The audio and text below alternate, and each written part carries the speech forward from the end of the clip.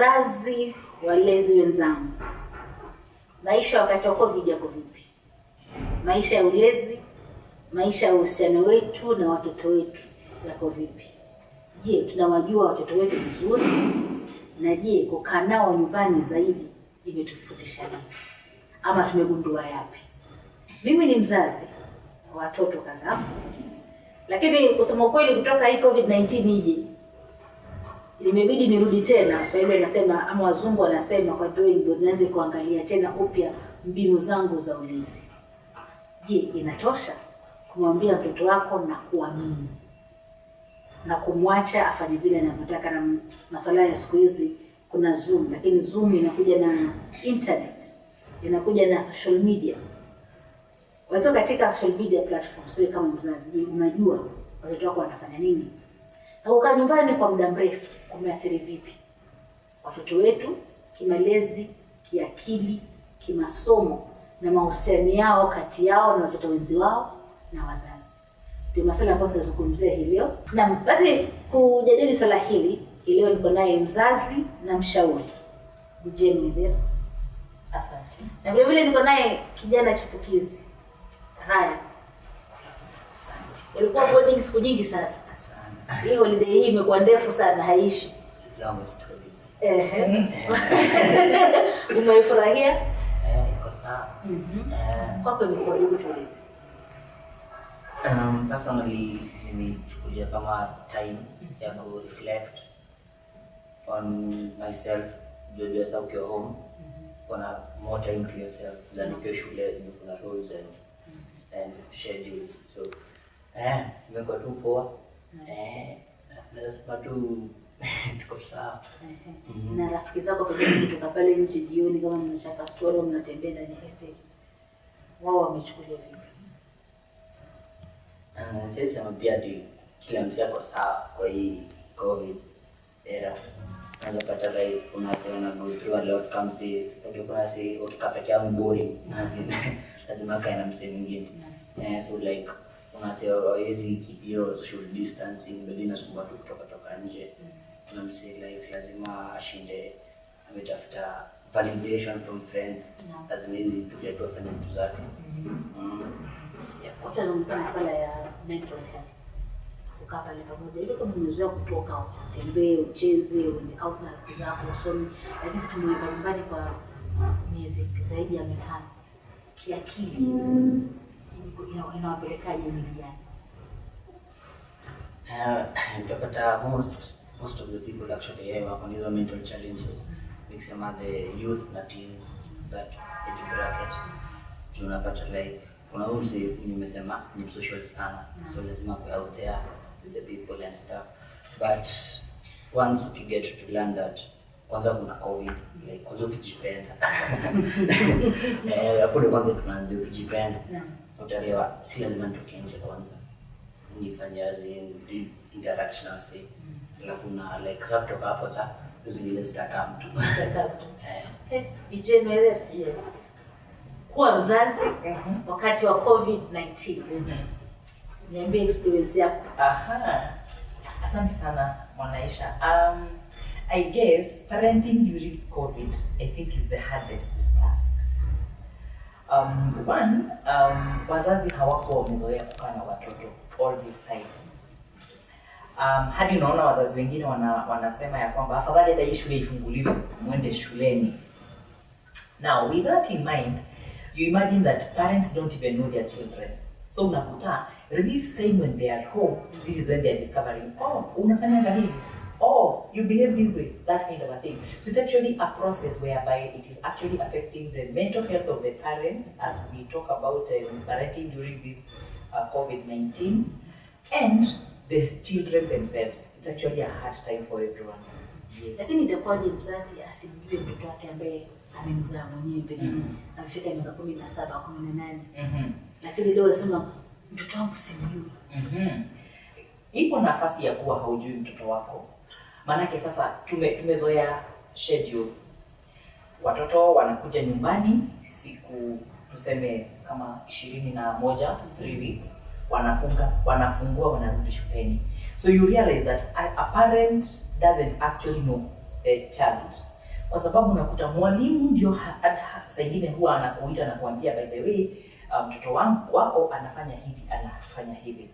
Wazazi wengine huwa hawaamini ya kwamba mtoto wake alichange, because walikuwa wameget used kwa yule mtoto mdogo ambaye ungemwambia fanya hivi anafanya, fanya vile anafanya, enda pale anaenda. Lakini akishakuwa mkubwa, you know, we have developmental stages. So mzazi ni kama hawezangi kumove na those developmental stages, so that aelewe mtoto alishatoka hii stage, ameenda hii stage nyingine, and I need to also change my tactic for parenting, so that if I was parenting and just giving orders at this age, then they are at a developmental stage where I need to probably even converse, and that's where parents are not getting it.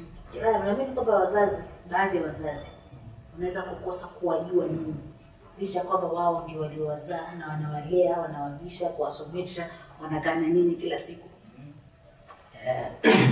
Bide juu unapata hii age, unapata watu wanakuwa secretive, unafika certain age, so kutoka kufika adolescent, most kids wanakuwa secretive.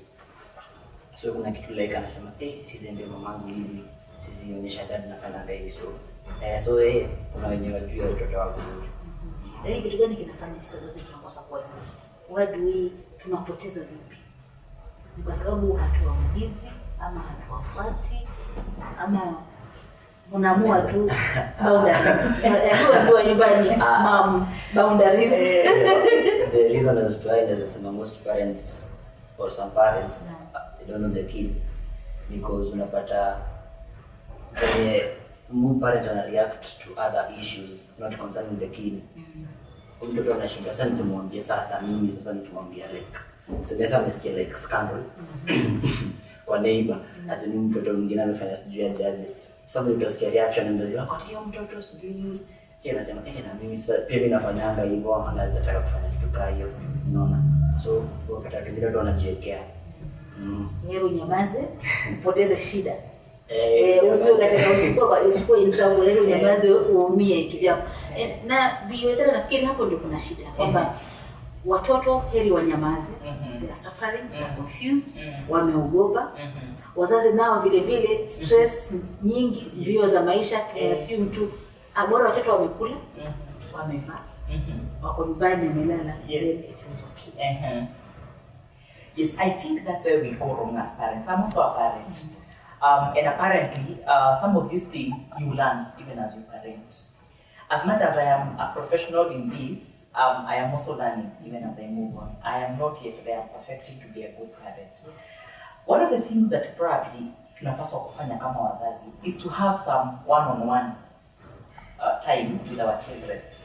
But you realize mzazi ako busy hadi watoto wanasema kwamba mom na dad walishagonjeka ugonjwa inaitwa TB. They're thinking TB, but it is too busy. So you're busy for your children. You don't have time to talk to them. So you don't actually know them, because by sitting down and understanding who they are and maybe where they are at, as a parent, tunaweza muelewa. And then I think it is also calling for some conscious effort. Unajua, kutenga wakati na kusema ya kwamba kama fulani jirani yangu mtoto wake anafanya hivi, kuna uwezekano pia wangu anaweza fanya hivi. So can we have this conversation? Probably not overreacting like Ryan is saying, but just trying to give it an ear. So have you heard about what has happened in the neighborhood? Then you would want to really understand, what is your take? What do you think about that which I am hearing? Now you have a conversation one-on-one. That's how you will, one, understand the child. Two, you will also know. If they are open enough to you, then they can be able to share with you what is happening in their lives. Lakini challenge ni kwamba there is no that communication ya wazazi na watoto. Na nafikiri COVID pia kufika imefanya imekuwa mbaya zaidi. Sasa ile kutozungumza imekuwa imezidi, ule mwanya umezidi kuwa mkubwa zaidi kwa sababu sasa kuna internet, kuna Zoom classes. So mzazi ana assume kama angalia TV, internet so 90% of the time watoto wetu wako kwa mambo ya internet, either klasini au wakifanya vitu vingine, niseme TikTok, hizo nione niko popular sana. Sasa hii communication, how do we encourage communication? Kuna muda mwingi sana nyumbani kwa sababu almost like 50% of parents are not going to work. And if they are going, maybe it is once in a day in a week, sorry. Unakuta ya kwamba mzazi, yes, kazini kwao anaenda maybe mara moja kwa wiki. So una siku 4 ama siku hizo zingine zote unakaa nyumbani na wao. So unafanya a deliberate effort. Ndio nimeita a conscious effort. You have to actually purpose and say, sasa ni wakati wangu wa kutafuta muda na hawa watoto. Kukaa tu chini. Sometimes even playing some games or sometimes just talking about general issues. Wewe mwenyewe ukiwa mzazi itabidi umeipika. And that is actually a responsibility that parents are shying away from. Hawapati wakati wa kuongea na watoto wao. Ili hali labda kwa njia moja ama nyingine tumepewa huu wakati wa kuweza kurudiana na watoto wetu. Ndio tuweze kuongea na wao, tuweze kuwaelewa kwa sababu this is the next generation yenye ita replace. Si ndio? Na ikishakuwa ya kwamba hawa watoto wanatu replace, then ni vizuri tuhakikisha kwamba tumepanda mbegu ndani yao ambayo itawasaidia kuweza kuishi kesho. Wajua la kushangaza ni kwamba wakati huu wa COVID, visa vingi vya watoto kunyanyaswa, watoto kubakwa, kushika mimba, imeongezeka sana kushinda siku za awali. Yes. Does that surprise you? Na kushangaza? I am surprised, yes, and I am not also surprised. Somehow, kama haujaongelesha mtoto wako, it goes back to the same thing as a parent. Kama haujamuonyesha manufaa ya kukaa nyumbani, manufaa ya kukaa kama msichana, manufaa ya kujijua wewe mwenyewe kama mtoto. Tuseme hauongei na wao. So you don't talk about maybe even irresponsible sexual behavior. You don't even talk about the consequences of the same. Then that means wataingilia na watajipata katika ile hali. Yes. Wazazi wanaamini kupita kiasi. Ama kwa kiasi wewe kwa jumla.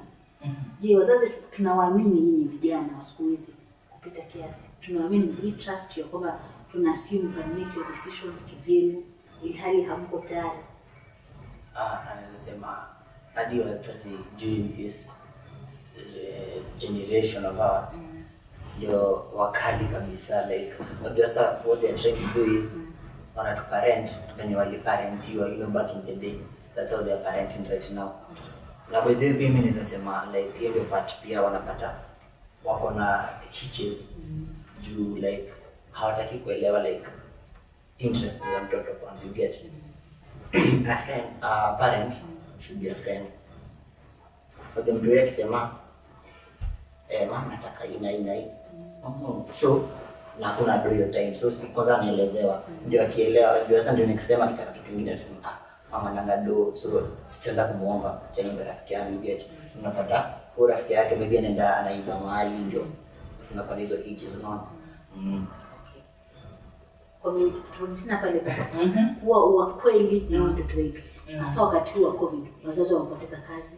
Pesa hata kama hawajapoteza kazi, pesa haipo. Pengine mishahara hawalipi ile wakilipa kila siku au mishahara imekata nusu. Lakini watoto wetu wanatarajia maisha yao ya vile vile kama yalivyokuwa kabla COVID hayajaingia. Wazazi jukumu lao ni lipi kuambia watoto wao kwamba by the way maisha yalivyokuwa 2019 sivyo yalivyo 2020. Bila kuona mtoto ananiona kana kwamba mzazi wangu anijali. Ni vyema kama vile umesema kuongea na watoto. Like during these conversations nimesema maybe one on one with the children. Ni important pia waelewe we might not be where we were last year or the years before. Kama tulikuwa tunakula mikate miwili asubuhi, let's be comfortable with one. We are probably picking slices kamoja. I was talking to some parents and some at some point wakaniambia they have actually had conversations after this kind of a talk with them. They have had conversation na watoto wao na wamewaambia ya kwamba we even reducing our meals. We're having 3 meals in a day, we'll reduce our meals to probably 2. Ndio cheka la. Mimi naweza sema hapo kwa hizo meals hapo atakosania sana na watoto juu. Unajua sasa watoto wana grow. Hii stage ni ya grow, unaona hii growth. So like reduce meals, labda reduce portion. See, yes, ni mfano. Lakini you can do away with the things that si muhimu sana. So either talk about maybe meals or rations, either way. Because kama you are taking 3 meals in a day, then you can have probably 2 meals in a day. Or you can have the same 3 meals, but different rations. Yes. Kama ulikuwa uliojaza sahani, weka kanusu. Kama uko nakula kuku mara 3, kula mara 2. Ama hata moja. So a conversation around what the changes in the family. Let the children be also a partaker in whatever is happening within the family. Just like even when the government talked about let's keep the children safe, let's keep ourselves safe. I don't know how many parents waliongea na watoto wao, and I think it was important because all of a sudden mshafungiwa, so mnaambiwa hakuna kutoka. Kuna watoto watakuza mbona hatutoki, so you need to have a conversation around that. So as a parent you cannot actually run away from conversations of whatever nature. Vipi tutaweka watoto wetu safe? Kuna internet siku tuanze na hapo. Yes. Ambayo ni lazima. It's no longer ati unaweza kuwa nayo ama usiwe nayo. Siku hizi lazima uwe nayo. Yes. Vipi tutawalinda watoto wetu? Na ile masaibu na mambo yaliyopo katika internet. Kabla hujajibu ile niulize Brian. Yes. Kwa internet, when you guys are there, what happened? Jua pale kwa internet naweza sema internet ni advantage na disadvantage at the same time. You decide unataka kwa side gani. So utapata kuna msee yeye ni content creator ama YouTube nini ndio ana kuna msee mwingine ataingia search vitu zingine zenye hazimsaidii, utapata ana waste time yake hapo kwa internet. So like mimi personally I think internet to learn new languages. But just say na learn German. Kama ni kusema ni afternoon, ndio ni guten. Hatujafika hapo. Kuna guten morning na guten guten nashta. Nifanya kidogo. Niko kwa shule.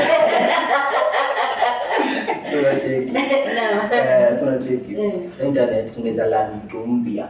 Inaweza kusaidia, unaweza learn new languages, unaweza see new places out there, unaona. Si lazima tu social media ati unafanya immoral stuff ama ni lakini it's immoral stuff. Nini ninatafuta ama kuna vitu zinatumwa? So unajua internet tuseme siko na wenyewe juu unajua sasa kuna wale influencer wale celebrities. So unajua yeye akifanya kitu ina stream down, unaona. Sasa kila mtu atakufanya venyewe amefanya. Exactly. Let's say unapata watu wanajipoteza, hawaishi maisha yao, wanaishi maisha yao mtu mwenye anaona kwa internet. How do we keep our children safe? Sasa internet sasa ni usiku wa giza, unawekwa tu hapo. An interesting question that I'm sure many parents are wondering. Si wafungue waende wakasome badala ya Zoom. Sasa internet ni vizuri kwa sababu tuko nayo. I mean, it is actually connecting us to the world until the whole world has become a global village. You want to talk to someone in the US, mutaongea na internet. It has its own advantages, like Ryan has said, but it also has its downside. Now, the downside should, first and foremost, again, communication. Let's talk about it. Ukiwa kwa internet, ukiwa kwa Zoom, ni nini ingine ambayo huwa unafanya? Talk about the merits and the demerits of that Zoom or the internet. Let's talk about it. In the worst case scenario, put some parental controls where you can actually be able to see what sites are being visited. And then you can be able to have those them blocked. You can have them blocked, or you can have someone just trying to monitor whatever is happening within that internet. That is very key for parents to note, because sometimes it is very tempting. Like he's saying, if someone has done something in a stream, so unaiona tu there's a notification in a pop. So utaona msee amehepa class, kwanza anaangalia hiyo notification. Or ame wa class kwa laptop lakini iko kwa simu. Exactly. Or they will actually be pinning, if there's some pins, they will pin an Instagram page mahali pale ama something kwa hiyo laptop, and then you see kipops itaonyesha tu. So ata utaona labda maybe amehepa class, hepa in quote and quote, atatoka class kidogo to address whatever notification that has come. So it's actually a conversation that should keep going. It's a conversation that should keep going. As much as you would want to seem to be trusting them, as much as you are actually even telling them, I have trusted you, I've given you everything that you require. You need to have internet, you have laptop, you have phones and everything else that you require. It is important for them to also take responsibility, and their responsibility is to stay safe. Yes. Basi kesho lazima nafikiri tubadilishe mikakati. Yes. Na kama mikakati ipo itabidi tuifanye iwe bora zaidi kuliko vile ilivyo sasa. Ni changamoto kwa wazazi. Mimi nasikitisha sana. Mm. Watoto wanapotea sana saa hizi. Ilhali tuko nao kila siku. Jukumu la kila mzazi sasa achukue position, aweze kuongea na mtoto wake ndio aweze kumuelewa na ndio aweze kuenda the same direction, so that then you agree, you are on a consensus that this is not right and this is how we are going to go. Like now, if they agree on a certain course, then you can be sure that we will have the next generation of parents who are going to be better. Yes. Hadi kufika basi nakamilisha maisha mambo sasa, ulezi mambo leo na masuala ya COVID. Lazima Ryan amesema tukairada.